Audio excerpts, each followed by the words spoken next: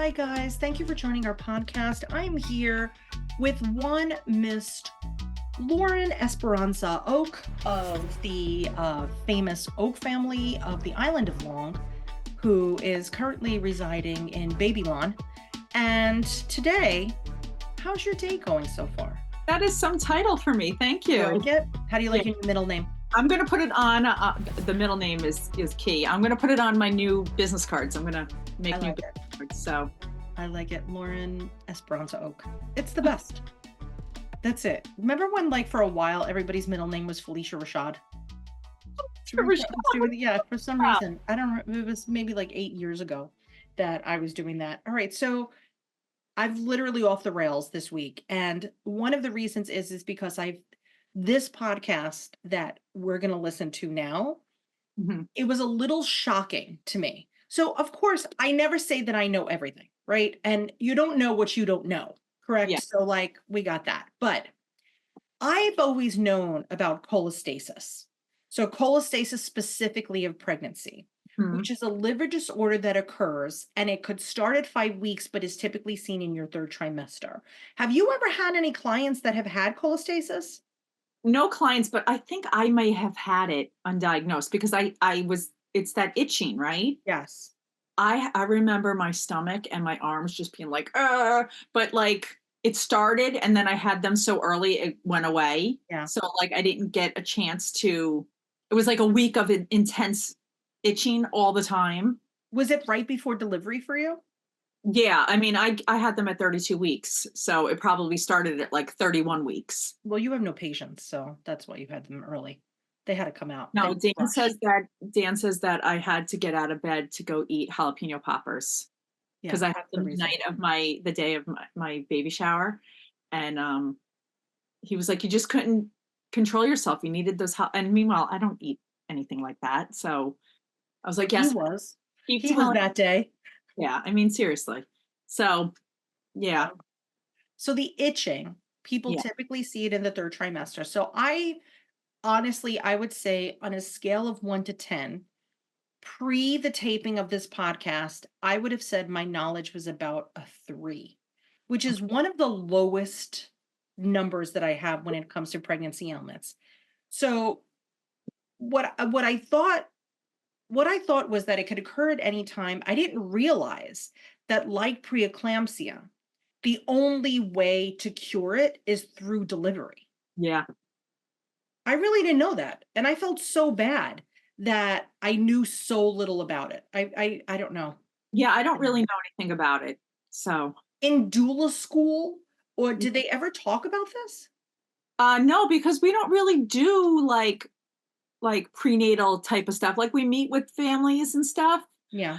Talk about birth and we talk about the after part, like, you know, the postpartum part. So by the time I'm dealing with anyone, they're either in labor or they're have had their baby. Yeah. Their babies, you know. Well, we're going to talk to Donna, and I will give you a trigger warning right now that we're going to talk about a sensitive topic of pregnancy loss. So if anybody is listening to this right now and you feel that you are not in the state to listen to this episode now or ever, skip it. We don't mind. But if you are like, I know about cholestasis, I didn't know how dangerous or severe it could be, and I didn't really know enough about it, this is kind of what we need to listen to. So Donna is a volunteer for an organization that specifically works with parents that have cholestasis, whether it was post cholestasis and trying to have the recovery from it, it's maybe that initial diagnosis, but she also says that, like me, that it is not as discussed of a topic as like gestational diabetes or preeclampsia. Yeah, that's right. Because those two other things always pop up. Yeah. So they're more common, but I actually don't know if cholestasis is more or less common. I'm not positive, but I really think it should be on everyone's radar because even if we didn't experience it ourselves, it's one of those things that I feel like as women, we should know about. So that if you have a friend or maybe your child later on in your life, that if they see this, right? Because it's typically itching of the hands and feet, Yeah. but it could be other symptoms as well. So I really say if you can't listen to it, I understand. But if you are a woman, if you're a chick that had chicks, or you're still considering having more kids, it should be something that we know about. So at least we have kind of a basis and we know what to do if we should see these symptoms. All Yeah. right. Are you ready? I guess so. Yeah. I All mean, right. Here's Donna. Oh, it's a tough one, but here's Donna. Why, hello, Miss Donna. Thank you for joining us today. Hello, thank you for having me. I'm so excited to be here with you. Well, we're super stoked. And I have to say, there are many topics in the world of pregnancy that I would say, if I had to give myself like a 1 to 10 scale, I would say on average, I'm about an 8 on most things. However, cholestasis, I would give myself a 5. And then intrahepatic cholestasis, I would give myself a 0. Okay. And so I definitely think that one of the ways that we kind of grow as a community, right, not just Twiniversity and twin parents, but as women and pregnant people in general, I think that really having all the bases covered of as many different topics as possible is always the way to go, right? Knowledge is power. And so that is why I was like, please, like, could we please talk to Donna on the podcast? Like, this is critical. So Donna, how did you even get into the seat where you are today with ICP?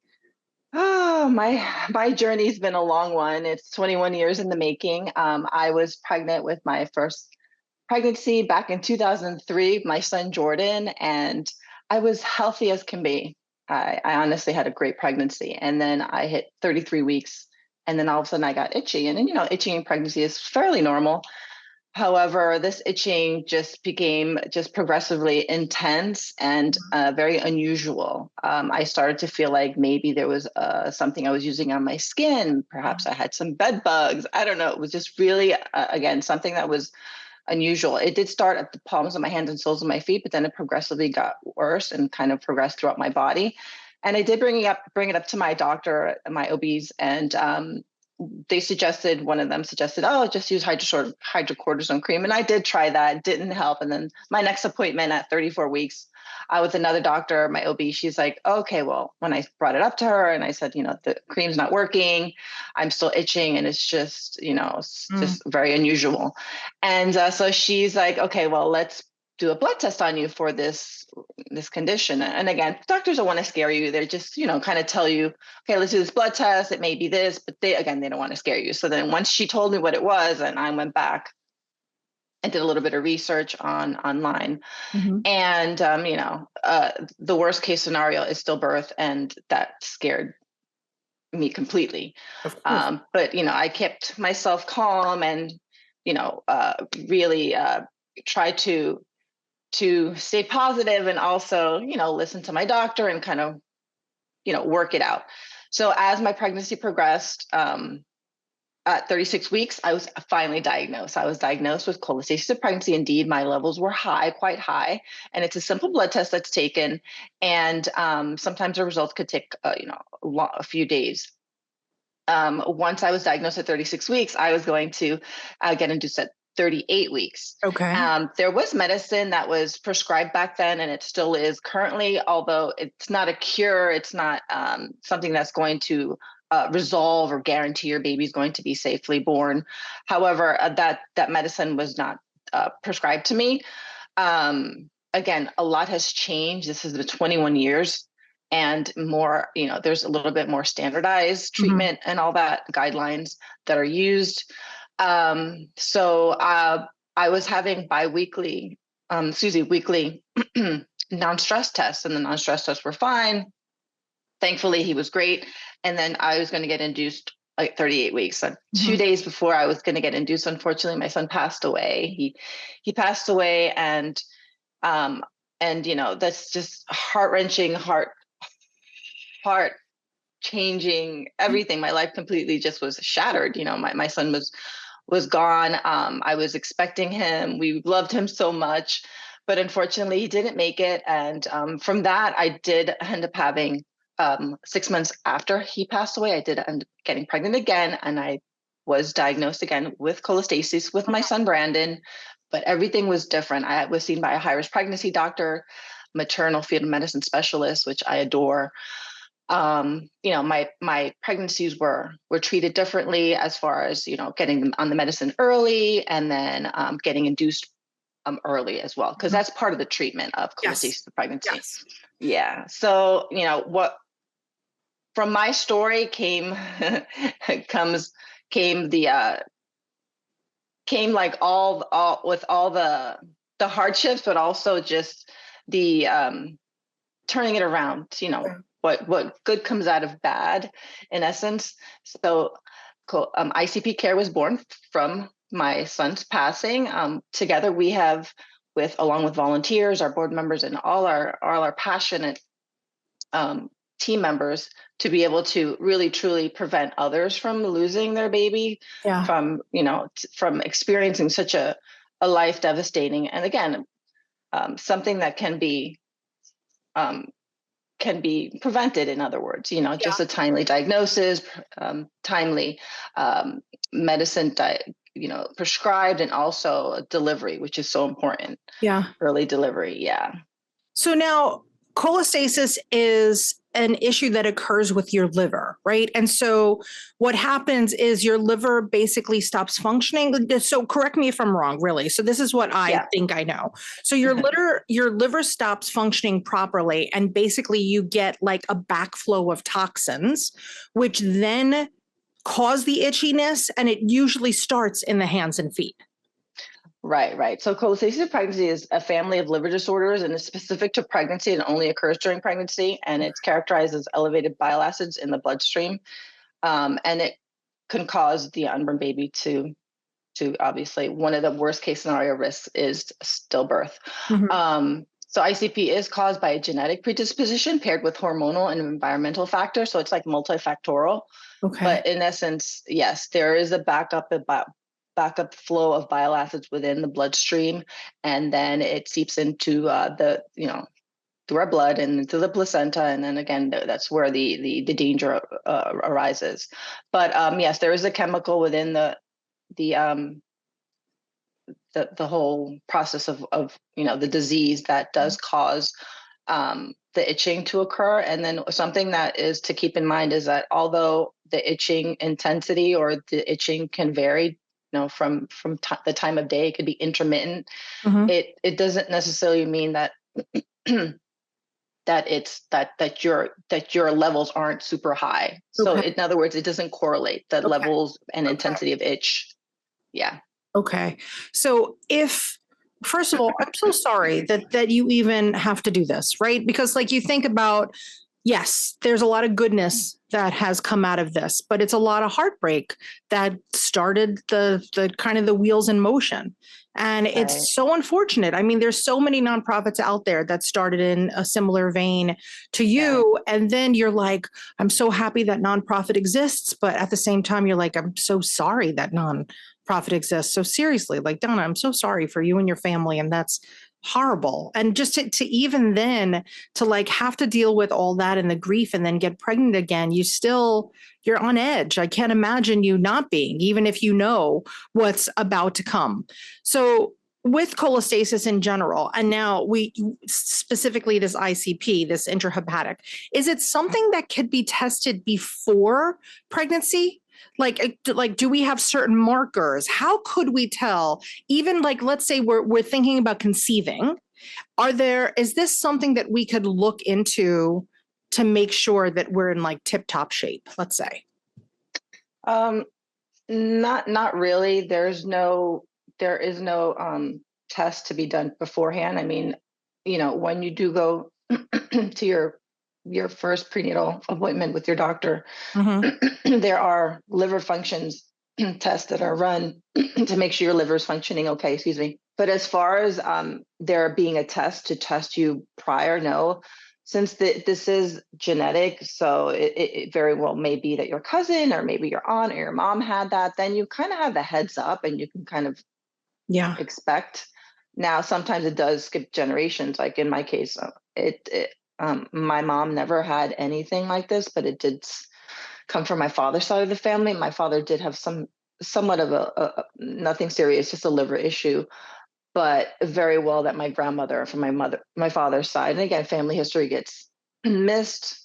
And sometimes that happens. That's why, having a patient registry, which we did launch in 2003, is so important this way to keep that going and for future generations within your family to have that upper hand, right? But so what we do as a nonprofit organization is so important because we provide patient support, education, awareness, and we support research as well. So we're really helping to improve healthcare practices. And again, we've come a long way. And since I was pregnant with my first son, and then my second and third, because it was pretty much back-to-back pregnancies. But now, 21 years later, we've come a long way. We still have a longer way to go in regards to just overall improvements. But what we're doing is raising awareness of the condition, which is really essential because, we're distributing education, and then social media is amazing to really promote that and get the word out. Again, because there's always a new generation of pregnant mommies coming out, and then they don't know about cholestasis of pregnancy. It's like, oh, itching in pregnancy is fairly normal. But it truly could be this, and then it's just a simple blood test, and then you can rule it out. And so our supportive community, we have support groups, we have amazing, resources on our website to be able to just, again, send this to your healthcare provider or send it to your sister, or your mom, help educate them. So how do you start the conversation, right? So like the first time you went, you were pretty much dismissed. They told you hydrocortisone cream, go home, work it out, and that's that. How do we have a conversation where we're sure that the doctor is really listening to us and taking what we're saying as truth instead of just putting kind of like this, total blanket of, 18,000 things that could happen. They loop us in. But of course, we always want to know that 1%. How do we have that conversation and make sure that our doctor is really listening to what we're saying and hearing it, and they're not just words coming out of our mouth? Right. Well, I think that just part of what we also really help our members, our new members, moms that are, freshly diagnosed or may think that they have cholestasis of pregnancy, is definitely to print out. We have a doctor discussion guide, so it's just simple questions that you can ask, and also just to know that you're advocating for yourself. In regards to, let's say, if you feel like you're getting dismissed or you're not completely getting heard. But definitely having that just conversation with your doctor and a healthcare professional. And if you feel like you're not getting heard, you can bring in your husband, bring in your mom, bring in your support system to help you, your doula, whatever you feel that's going to really get that open line of communication, because it is teamwork, right? You are working with your healthcare professional as a team to ensure the best health for you and your baby, and then the outcome, right? How you want a healthy baby. And another thing that I always like to recommend is, if you ever feel that you're kind of not getting anywhere, you always have a choice. You have a second opinion. You can go to a high-risk pregnancy doctor, or you can go to a consultation. So there's have been members in our community that have hired another doctor like midway through their pregnancy. They're 32 weeks, 33 weeks, and then they just get their new doctor. And that sometimes needs to happen. So never feel that your voice isn't important and isn't meant to be heard, because it is.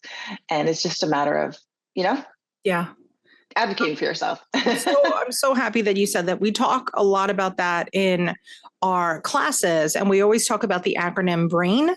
So like, what are the benefits of this? What are the risks of this, et cetera? So this is just one of those cases where we would have to use our brain and make sure that somebody's listening. But when could a parent expect to see something? Like, is there like a particular week of pregnancy that your body kind of just kicks this liver issue into play? And like, is it a first trimester, a second trimester? Like, when typically does this start to rear its ugly head? Yeah, so it definitely is, in literature, it's like a third trimester. I want to put it in quotes because, again, there's a lot of research that needs to be done more current to times now.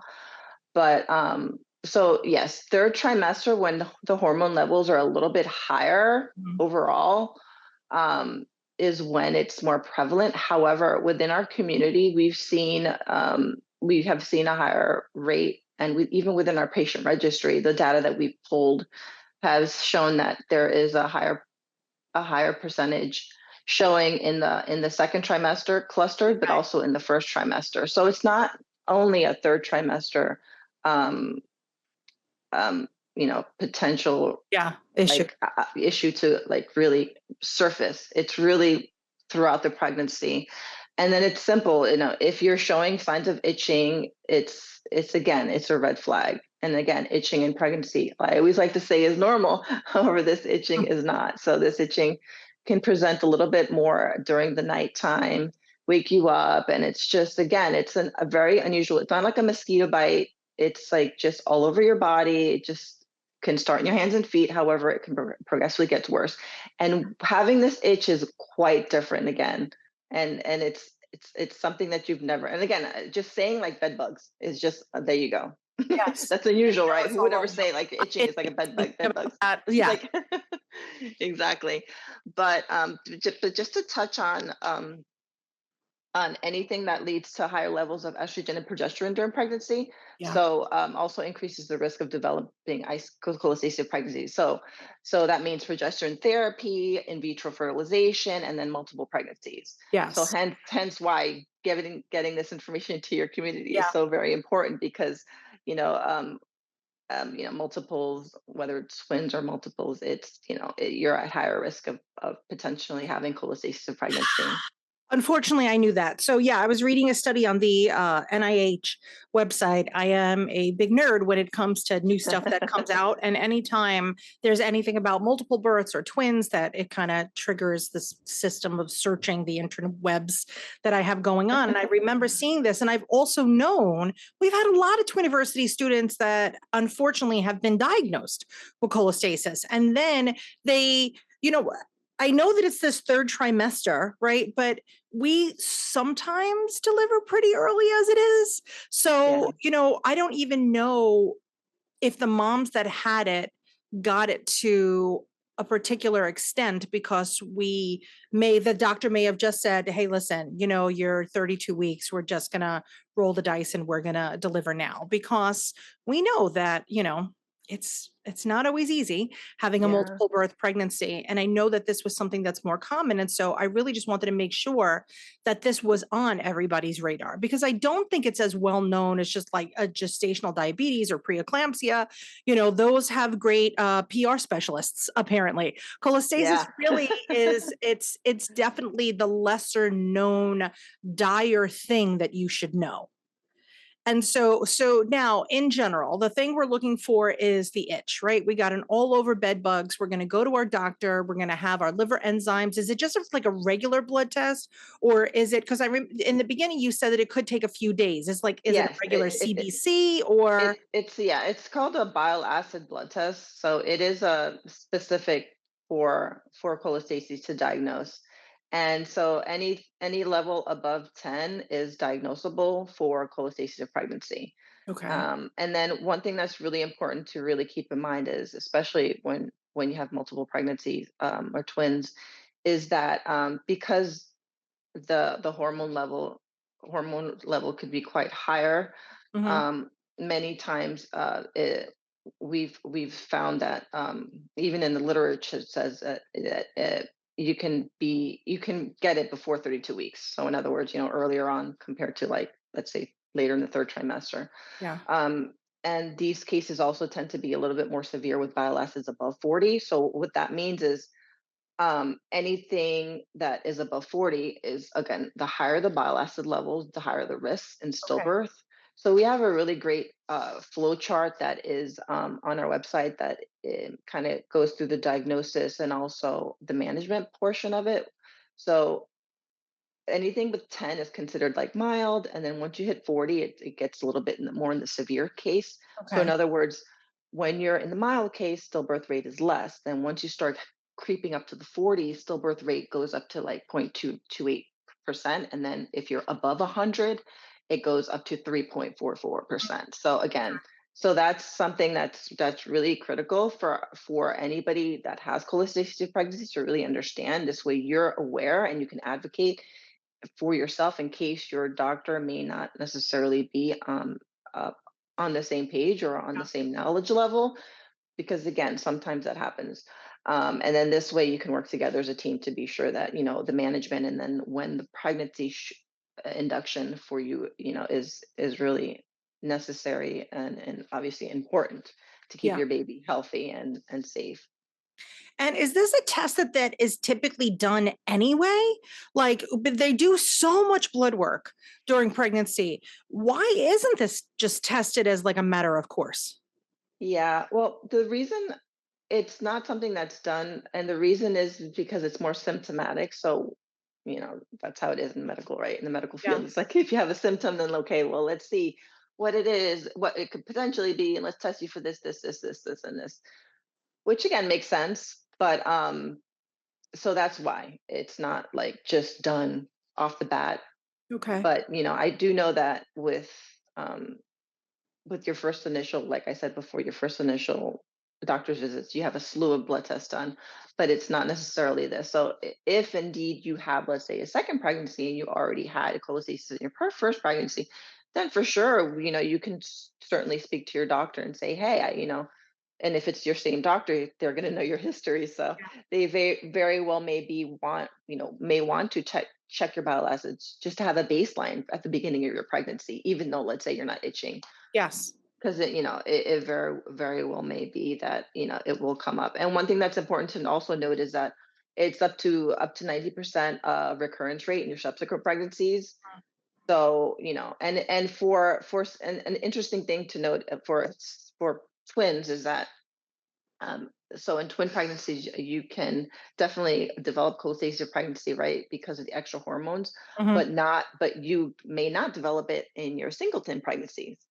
So that may be a Well, it's not, situation. yeah, your body's definitely going through a lot less drama when you have a singleton, but of course that's Yeah. variable too, but it's always good to be on high alert. I think of not necessarily, I don't want you guys that are listening to be like overly cautious and nervous, but it's like when you get that initial itch to really make sure that they're doing the proper testing and they're doing what they're supposed to be doing instead of just dismissing you and telling you to use hydrocortisone, right?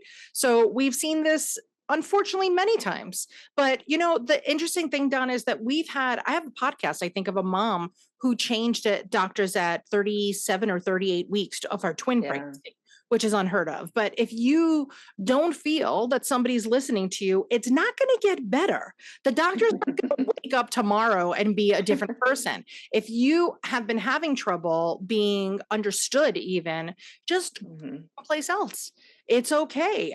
It's horrible to say, but medicine is a service industry. They're providing a service. I don't want to say it's no different than a restaurant, but the customer has a choice and they don't have to choose you. So that's when it comes to medicine. I think about that all the time.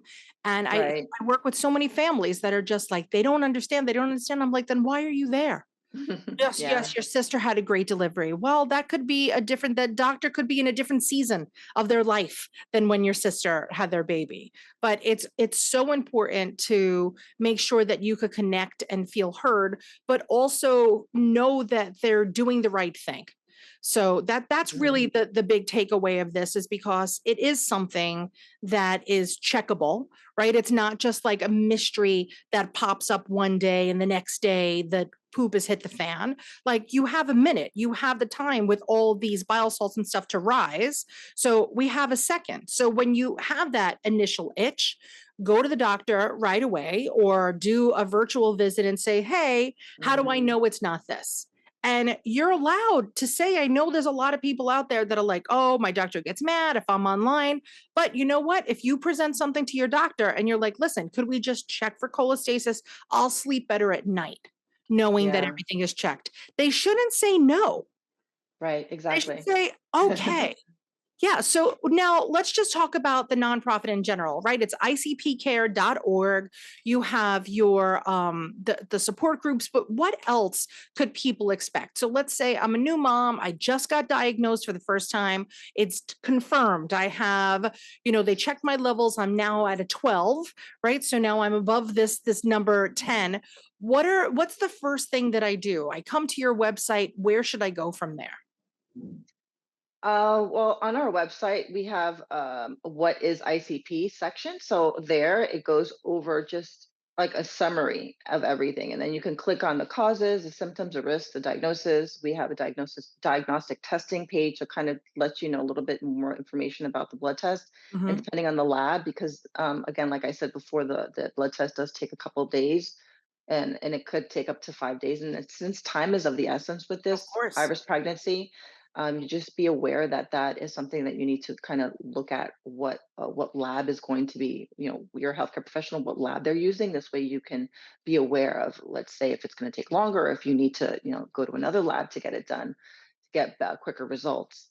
We do also have an after pregnancy page, which is important. So after your pregnancy, Mm. um, only because just so you can kind of understand that some underlying liver conditions could kind of spark this. So, and again, like hepatitis C, if you have a PFIC, and then autoimmune primary biliary sclerosis. So again, there's certain other underlying liver condition Yeah. that may be that you do have that you're aware of, or it could be that you get cholestasis of pregnancy, and then all of a sudden it sparks or kind of like clicks what's already there. Does that make sense? Yes, of course.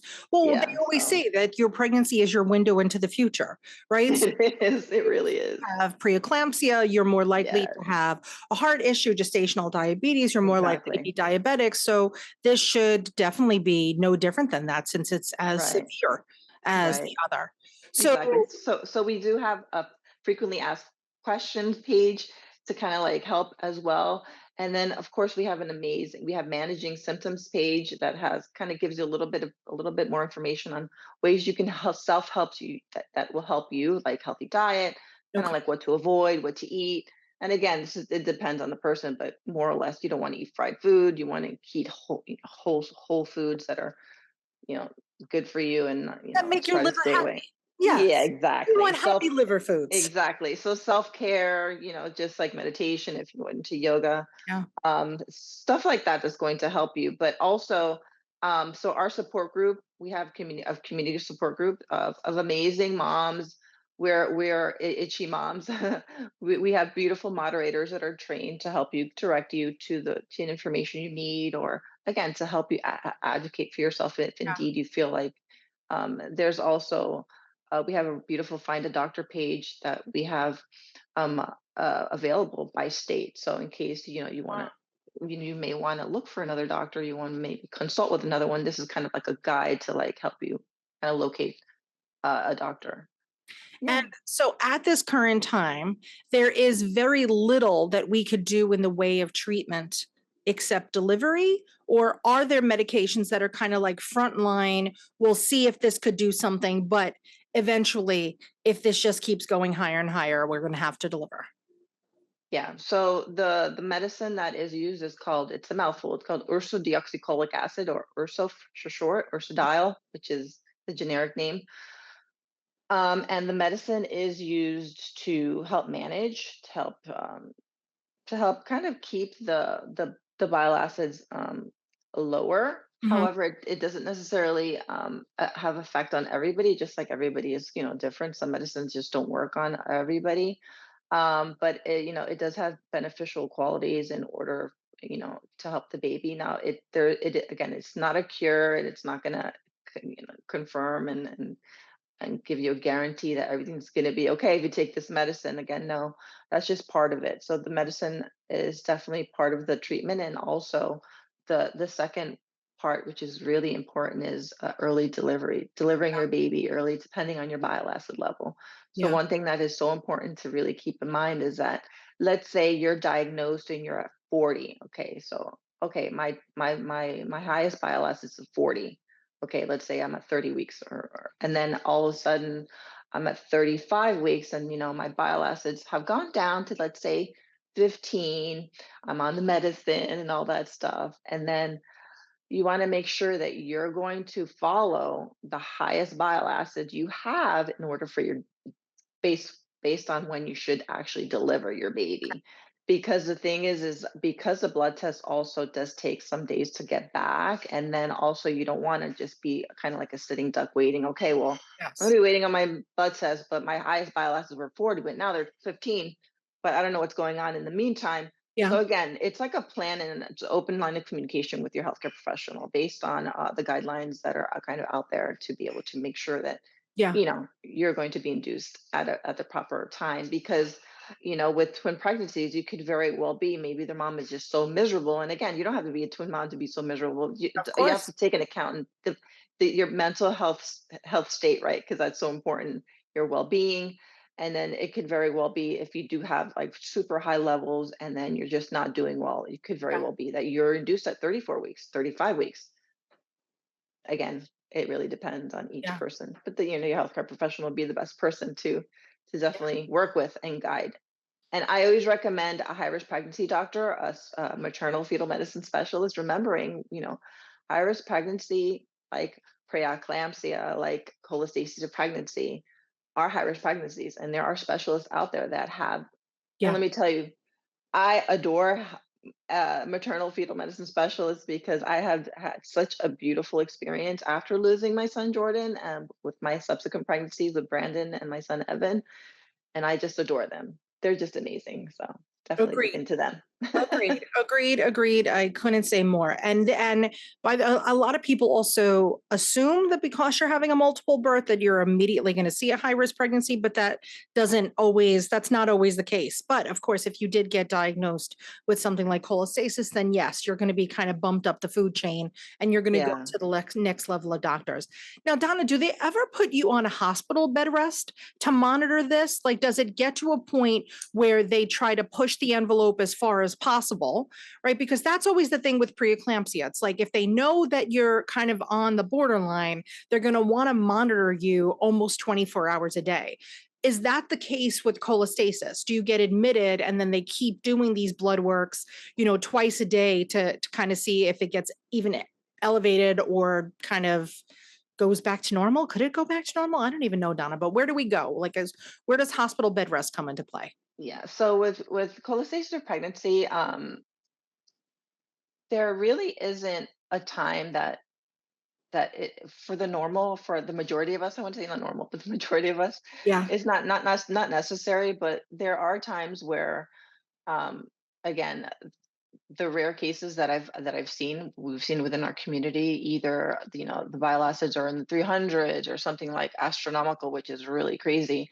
And then also taking into account that another blood test that is done is the liver function test. So you want to Yes. make sure that how the mom's doing, right? How is this affecting the mom? Again, usually the mom is fine, but we do have an ambassador that actually her her liver functions were in the like astronomically high as Yeah. well, besides her bile acids. So she was, she was kept in the hospital to and monitored and checked.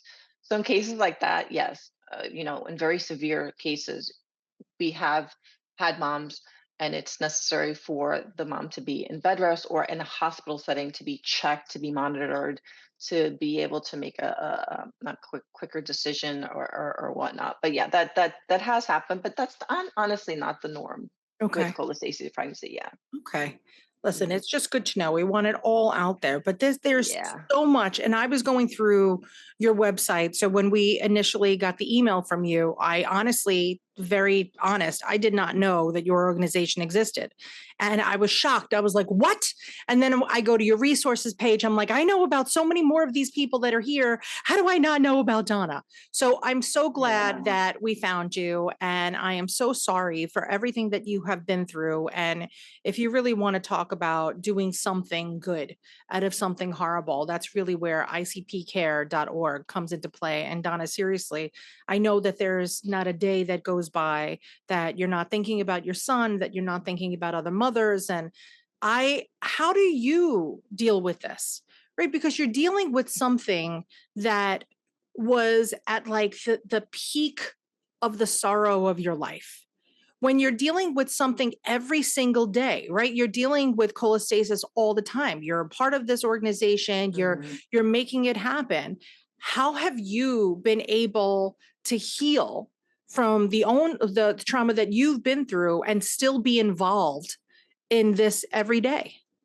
Yeah, it's been such a long journey, but honestly, like I've oh I've always had just a real true underlying knowing that the purpose was so much higher than and greater than I could really understand when it all occurred, honestly. Yeah. So for me, the healing was a journey. I actually have been practicing yoga for 14 years, and it's been just a beautiful um, journey for me to help as well in meditating.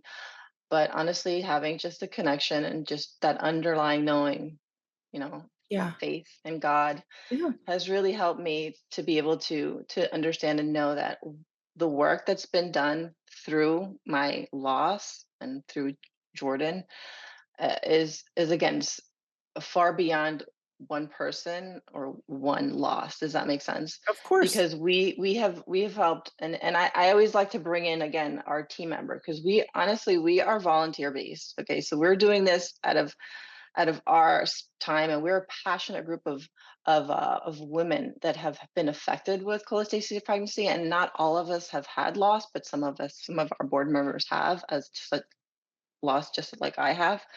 But I always bring in our team because our team has allowed us to just grow and to be able to help all the others. So we have a team of volunteers, we have board members, we have ambassadors now that we launched 2 years ago.